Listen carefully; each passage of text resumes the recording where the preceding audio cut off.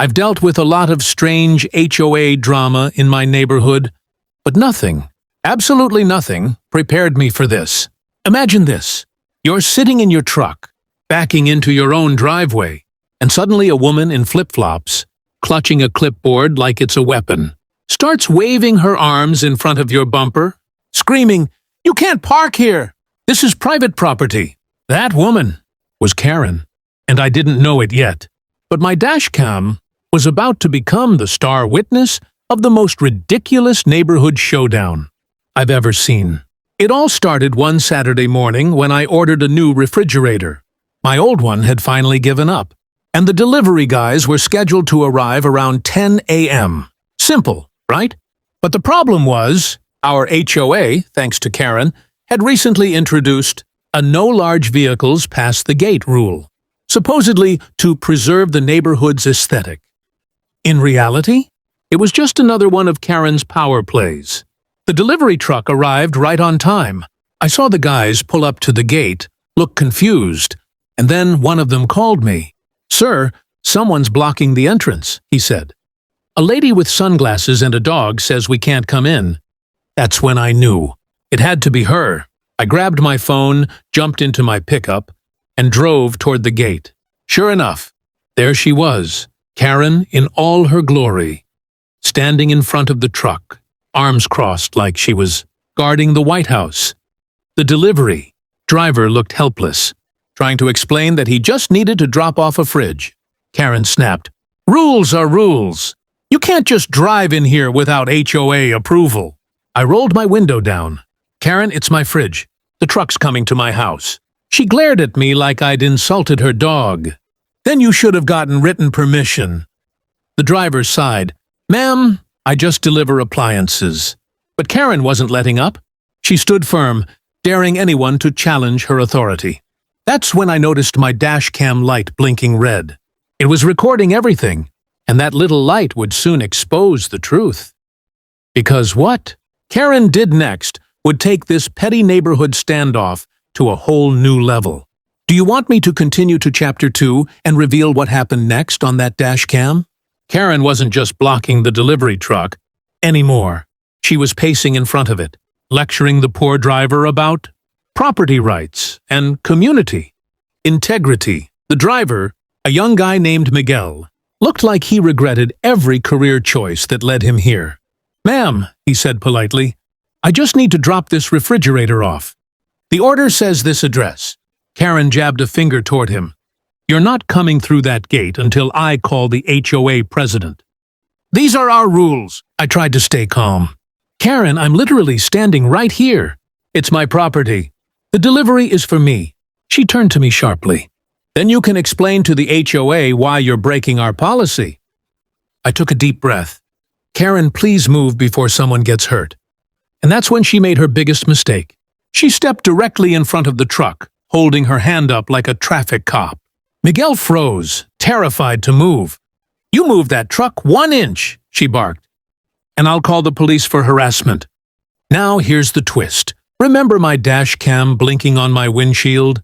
It had a clear, perfect view of everything.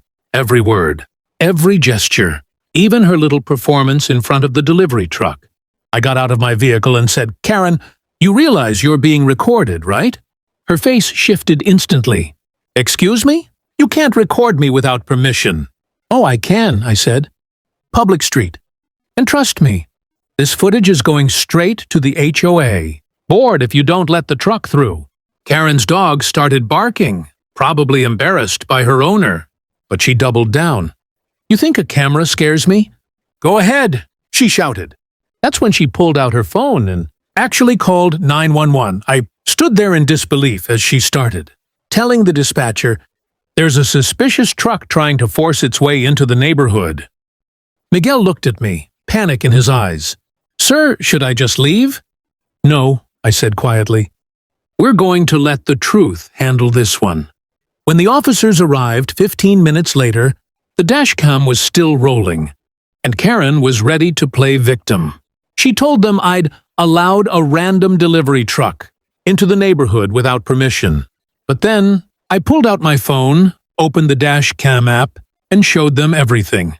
Karen's face drained of color, and what happened next completely flipped the situation. The police officers, 2 of them, stood between Karen and me as the tension thickened in the morning air. Officer Ramirez, the taller one, looked from her to me and said calmly, "All right, folks, let's figure out what's going on here." Karen instantly jumped in, waving her hands like she was auditioning for a soap opera. "Officer, this man allowed an unauthorized delivery truck into our gated community. It's against HOA policy. He's endangering our safety." Ramirez nodded slowly. "And you are?" "I'm Karen, head of the HOA Safety Committee," she declared, puffing her chest with pride. The second officer, a woman named Officer Davis, turned to me. "Sir, is this your delivery?" "Yes," I said. "It's a refrigerator. The truck's here for me." Karen here decided to block the driver and call the cops, instead of letting him do his job. Karen scoffed. "That's not true. He was trying to force entry. I was protecting the neighborhood." Ramirez glanced at the truck driver, Miguel, who looked exhausted. "Sir, did you try to force entry?" Miguel raised both hands. "No, sir." I stopped the moment she stood in front of the truck. "I just wanted to deliver the fridge and leave." Karen interrupted again. "He's lying. I saw him move forward." That's when I calmly reached into my truck and tapped the dashcam screen.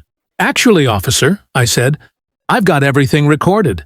Both officers leaned closer as I played the footage. On the screen, clear as day, Karen could be seen stepping in front of the truck, wagging her finger and yelling. Her voice rang out perfectly. "You move that truck 1 inch, and I'll call the police."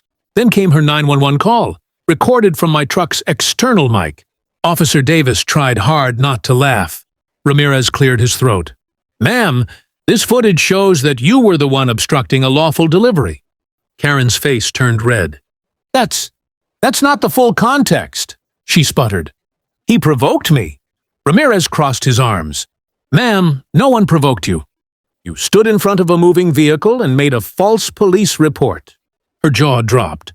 "False? Excuse me?" Davis took a step closer. "You said there was a suspicious truck trying to force entry?" "That's not what happened." Karen's eyes darted around, searching for a way out. "You don't understand. I'm just trying to enforce the rules." But it was too late. The footage had spoken louder than any of her excuses. The officers turned back to me. "Sir, we'll file a report. You're free to complete your delivery." And as I helped Miguel unload the fridge, Karen stood frozen, her power suddenly gone. But she wasn't finished yet. Not even close. Thought that dashcam moment would finally end. Things?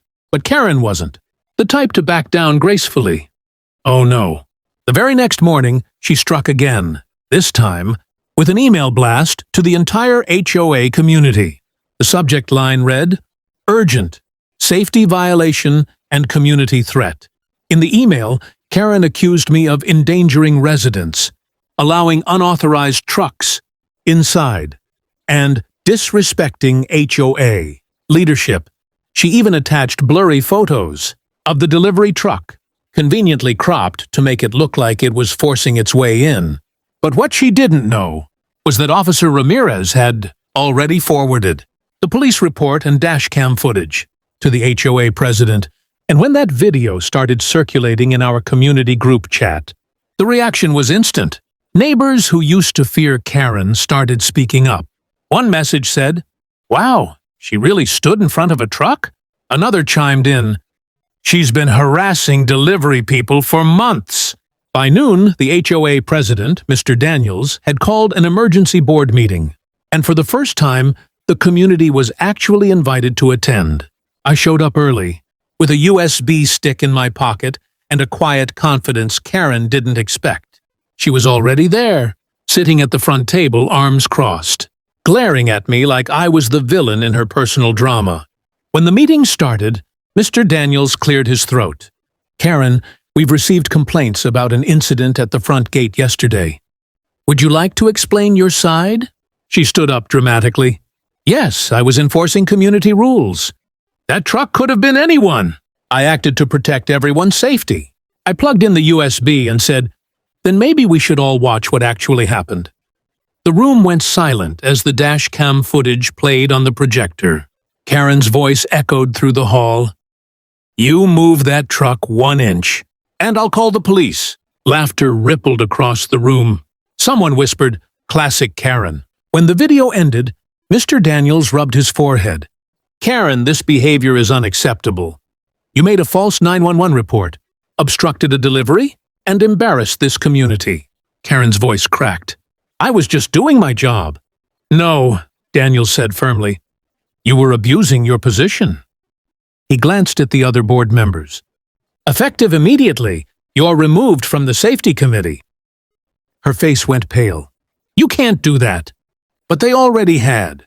As I walked out that night, neighbors patted me on the back, some even thanking me for standing up to her. The next morning, a new email came from the HOA, this time titled, "Community Update, Policy Review on Delivery Access." Karen's name was nowhere on it, and that's how one dashcam video ended a neighborhood reign of terror.